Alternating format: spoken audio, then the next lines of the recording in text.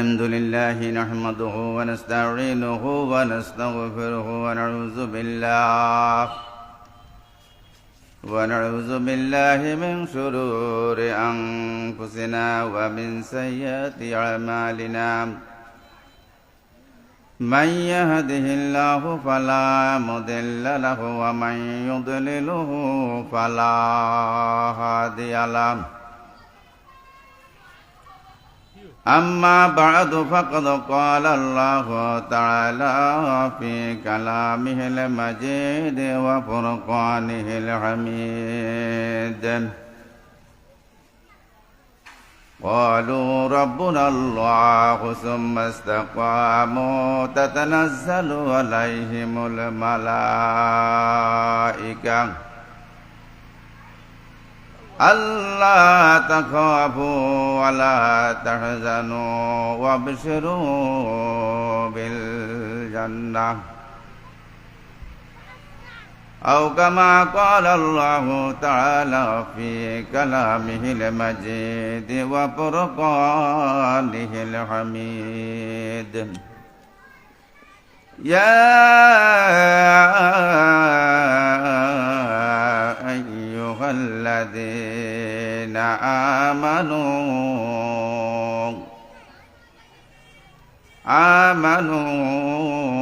صلوا عليه وسلموا تسليما اللهم صل على سيدنا مولانا محمد وعلى آل سيدنا مولانا محمد اللهم صل على سيدنا مولانا محمد وعلى آل سيدنا مولانا محمد अर्श कुर्सी लहो कलम धন্য বিশ্ব দুনিয়া দিনের নবীজি রহমাতাল লিল তশরিফ আনলেন দুনিয়ায় আল্লাহুম্মা সাল্লি আলা سيدنا مولانا محمد وعلى آل سيدنا مولانا محمد الحمد لله معزز محترم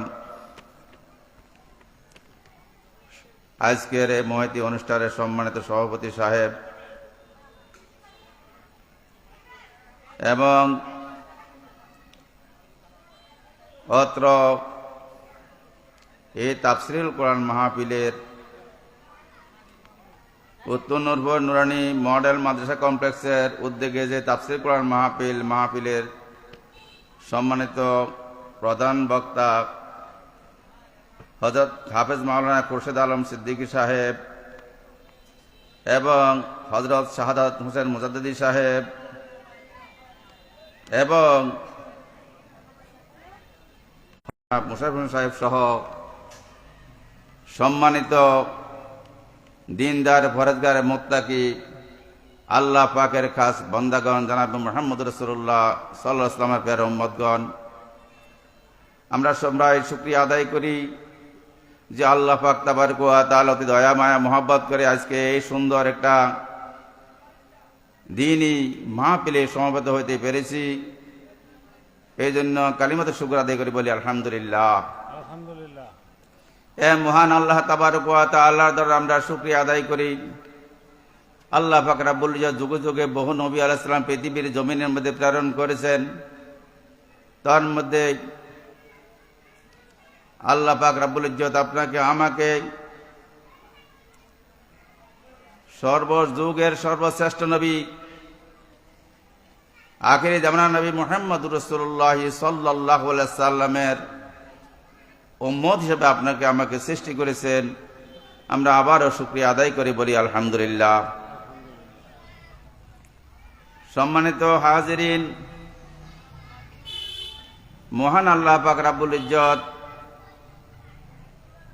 আপনাকে আমাকে অন্য কোন ধর্মের দীক্ষিত না করি আল্লাহ পাক রব্বুল ইজ্জতের মনোনীত ধর্ম এক আলহামদুলিল্লাহ। তাই নয়, আল্লাহ পাক রব্বুল ইজ্জত আপনাকে আমাকে এমন একটি ধর্মের অধিকারী করেছেন যার সম্মুখে যত ধর্ম আছে সমস্ত ধর্ম বাতিল। সেই ধর্মের একমাত্র ধর্ম, সেই ধর্ম এক ইসলাম ধর্ম। আল্লাহ পাক রব্বুল আলামিন আপনাকে আমাকে সেই ইসলাম ধর্মের মতো একটা নেয়ামত আল্লাহ পাক রব্বুল ইজ্জত আপনাকে আমাকে দান করেছেন। আমি নগণ্য নালায়েক মহাগ্রন্থ কালামুল্লাহ হাকিম থেকে ছোট্ট একখানা আয়াতে কারিমা তেলাওয়াত করেছি। আল্লাহ পাক বলেন, ক্বালু রাব্বুনা আল্লাহ সুম্মা ইসতাকামু তাতানাজ্জালু আলাইহিমুল মালায়েকা। হে প্যারে হাবিব, আপনি জানাই দিন, ক্বালু রাব্বুনা আল্লাহ, যে বান্দা এবং যে বান্দি বলবে যে আল্লাহ এক, অদ্বিতীয়, সুম্মা ইসতাকামু তাতানাজ্জালু আলাইহিমুল মালায়েকা,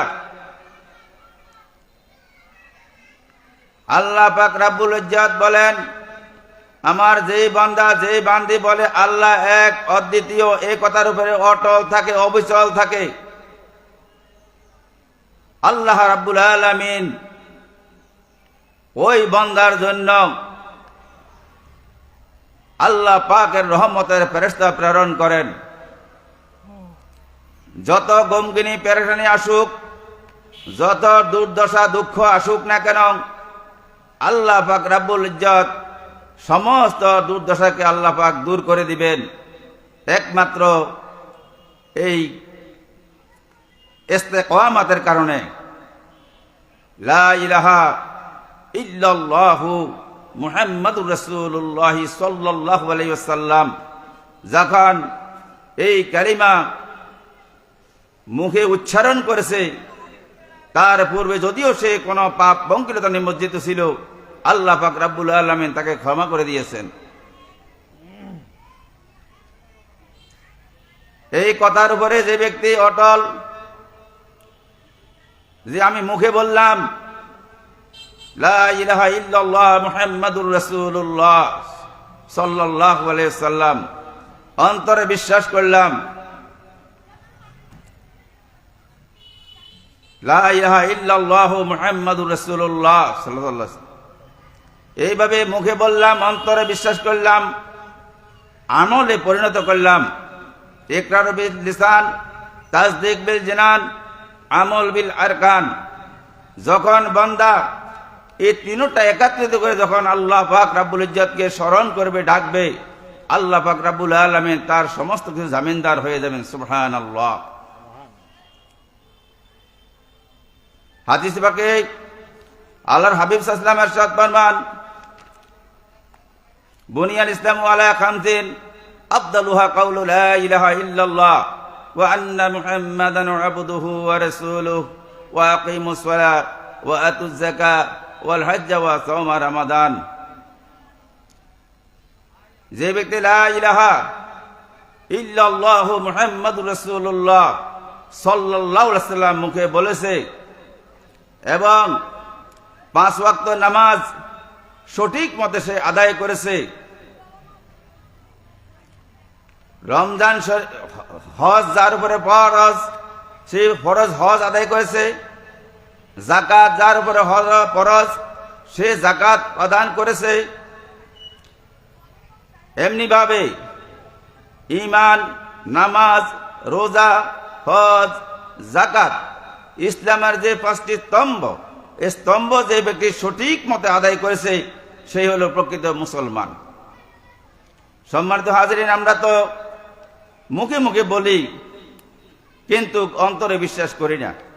করলো কিছু অংশ, যদি করতাম তাহলে আমার 5 ওয়াক্ত নামাজ সঠিক মতে সঠিক টাইমে আমি মসজিদে যাই আদায় করতাম। যদি আমি জানতাম ইমানের মূল্য, তাওহীদের একত্ববাদের যেই মূল্য, যেই সম্মান আল্লাহ পাক দান করছেন, তাহলে আমি কখনো নামাজ তরক করতাম না, কখনো নামাজ আমি ছাড়তাম না, কখনো আমি হারাম খাইতাম না, কখনো আমি হারামকে প্রশ্রয় দিতাম না, কখনো আমি সুদ খাইতাম না, সুদকে আমি প্রশ্রয় দিতাম না, কখনো আমি ঘুষ খাইতাম না। এখন ঘুষকে আমি প্রশ্রয় আশ্রয় দিতাম না, লালন করতাম না। এমনিভাবে যখন বান্দা আল্লাহ পাক রব্বুল আলামিনের উপর সবকিছু তাওয়াক্কুল এবং ভরসা করে, যখন সে ইস্তেকামাত থাকে, বরকরার থাকে, বহাল থাকে, পাহাড়ের মতন অটল থাকে, আল্লাহ পাক রব্বুল আলামিন তার সব কিছু জামিনদার হয়ে যান। মানে সুবহানাল্লাহ। সম্মানিত হাজিরিন, একজন আল্লাহর ওলি বসরা নগরে বাস করতেন, সুলতানুল আদিল যার নাম। গরিব অসহায় লোক ছিলেন, উনি কাঠ কেটে খাওয়া খাইতেন, কাঠ বিক্রি করে পরিবার পরিজন নির্বাহ করতেন। উনার একদিন হঠাৎ বলল তার বিবিজানকে, আমার যখন ইন্তেকাল হয়ে যায় তখন তোমরা কি করবে? আমি তো গরিব মানুষ, কাঠ কাটি খাই, আমার তো কাফনের কাপড়ও কোনো ব্যবস্থা নাই। বলে, আপনি চিন্তা করবেন না, আপনার চিন্তার কোনো প্রয়োজন নাই, আল্লাহ পাকই যথেষ্ট। বলে, আমি যদি ইন্তেকাল করি, ইন্তেকালের পরে আমার 2টা বাচ্চা আছে, তুমি আছো, আমি যে জুব্বাটা, যে জামাটা ব্যবহার করি, এই জামাটা দিয়া আমাকে কাফনের ব্যবস্থা করে দিও। বলে, না, কেন আপনি এত চিন্তা করেন? আমার তো পরনের কাপড় আছে, ব্যবহারের কাপড় আছে, অসুবিধা কি? বলে, না, আমার যেই জামাটা আছে, এই জামাটা দিয়া বাকি অংশ যেটা বাকি থাকে সেটা লতা পাতা দিয়া ডেকে দিয়া এরপর আমাকে কাফনের ব্যবস্থা করবে। কিছুদিন পর উনি ইন্তেকাল করলেন। বললেন, যখন আমি ইন্তেকাল আমার হয়, আমার ইন্তেকালের পরে যদি আমি গুহাতে ঝুপড়িতে বসবাস করি, ইমাম সাহেবকে খবর দিবা, উনি যদি কোনো আসলো, আর যদি না আসে তাহলে একটা কাজ করিও, এ পাহাড়ের উপরে যাইয়া আল্লাহু আকবার বলে তখন বলিও যে এ সুলতানুল আদিল আমার স্বামী ইন্তেকাল করছে, আল্লাহ তুমি তার কাফনের এবং দাফনের একটা ব্যবস্থা করে দাও। এই কথা বলার পরে আল্লাহ পাকের কুদরত, উনি ঠিকই ইন্তেকাল করলো। ইন্তেকাল করার পরে তার বিবি তখন বাচ্চাদেরকে নিয়ে রওনা দিল হুজুরকে খবর বলার জন্য। হুজুরকে খবর বলছে, কিন্তু হুজুর আসতে পারল না। বলে, যাও, আমি আসব। ঠিক এমন সময় যখন সে ফরিয়াদ করল যে আল্লাহ এখন আমার স্বামীর কাফনের ব্যবস্থা করে দেন, তখন সেই ব্যক্তি এই আরাধনা করার পরে আল্লাহ পাকের কুদরত, আল্লাহ পাক রব্বুল আলামিন এই খবরটা এলান করে দিলেন হযরত জিবরাইল আলাইহিস সালামের মাধ্যমে। হযরত জুনায়েদ বাগদাদী রহমতুল্লাহ আলাইহি অনেক দূর, উনি তখন তার কয়েকজন ভক্ত মুরিদান সহ উনি রওনা দিলেন সফরে। যাওয়ার পথে হযরত জিবরাইল আলাইহিস সালাম বলল যে, হুজুর, অমুক জায়গাতে এই একজন আল্লাহর এক বান্দা, উনি ইন্তেকাল করেছেন, তার 2টা সন্তান এবং বিবি ছাড়া কেউ নাই, এখন তার কাফনের ব্যবস্থা করতে হবে। আল্লাহ পাক রব্বুল আলামিন আমাকে পাঠাইছে। উনি বললেন যে এত দূর দূরান্ত থেকে আমি কেমনে কিভাবে যাব? আমি তো অনেক দূর, শত শত মাইল দূর। আল্লাহ পাক রব্বুল আলামিন হযরত জিবরাইল আলাইহিস সালামকে বলে, যাও, যে সুলতানুল আদিলের যেই জায়গাতে ইন্তেকাল করছে, এ তার পিঠের নিচ থেকে এক মুষ্টি মাটি নাও। এক মুষ্টি মাটি নিয়া যখন তুমি ওখানে ছেটে দিবে, ওখানে তারা শুধু আল্লাহু আকবার বলে, সুবহান রাব্বিয়াল আলা, সুবহান রাব্বিয়াল আলা, আল্লাহু আকবার বলবে। আল্লাহ পাকদের শত শত মাইল দূর থেকে তাকে কুদরতি ভাবে তখন আদিলের জায়গাতে আনি হাজির করে দিয়ে বলেন সুবহান আল্লাহ। ঠিকই যখন উনি ওখানে সেজদা দিলেন, আল্লাহ পাককে ইয়াদ এবং স্মরণ করলেন একাগ্রতার সহিত, আল্লাহ পাক রাব্বুল ইজ্জত তাকে কুদরতি ভাবে তখন সেই বসরা শহরে আনি হাজির করে দিলেন, বলেন সুবহানাল্লাহ। আল্লাহ পাক তাবারক ওয়া তাআলা হাজির করেই তখন তাকে দেখাই দিলেন, যাও এই পথে যাও, এই পথে গেলে তখন তার এই সুলতানুল আদিলকে পাওয়া যাবে। উনি একটু দূরে গিয়ে যাইয়া দেখলো, ঠিকই উনি ওইখানে পড়ে আছেন। তখন তার যেই কাপড় পরেছে, যে জামা দিয়া, ওই কাপড়গুলো খুলে তখন তারা 12 জন লোক ছিলেন হযরত জুনায়েদ বাগদাদী রহমতুল্লাহ আলাইহির সাথে। তখন তারা নিজের পাগড়ি দিয়া তখন তার কাফনের ব্যবস্থা করলেন, সুবহানাল্লাহ।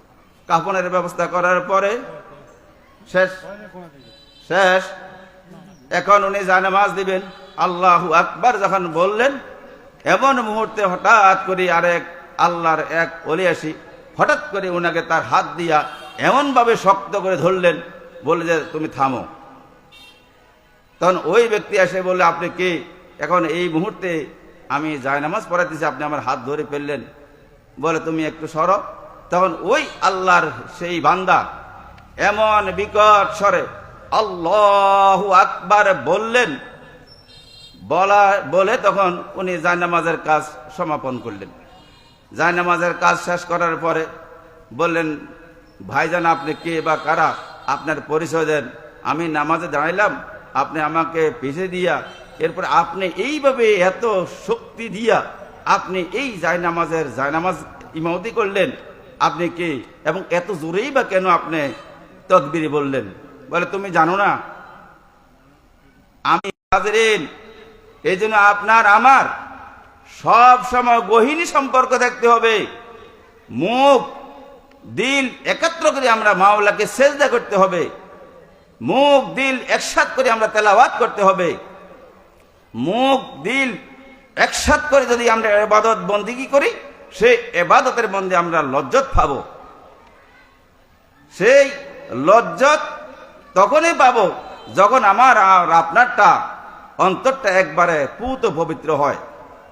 বন্দা যখন হালাল হারামের জন্য জাজবাস করে না করার কারণে তার অন্তরের মধ্যে কালো তিলক দানার মতো দাগ ভরে যায়, দাগ ভরে তখন তার সমস্ত অন্তর মরিচিকে খাইয়ে ফেলে। তখন সেই বন্দা কোনটা ন্যায় কোনটা অন্যায় সেটা বুঝে না, কোনটা সৎ কোনটা অসৎ সেটা বুঝে না, কোনটা হালাল কোনটা হারাম সেটা বুঝতে পারে না, সে বোধগম্যতা থাকে না। আর যখন বন্দার এই কলবটা পবিত্র থাকে, 5 ওয়াক্ত নামাজ যখন সে 5 ওয়াক্ত নামাজ যখন জামাতে আদায় করে, 5 বার ওযু করে, তখন তার গায়ের মধ্যে যে দুনিয়ার শুরু আছে শেষ নাই।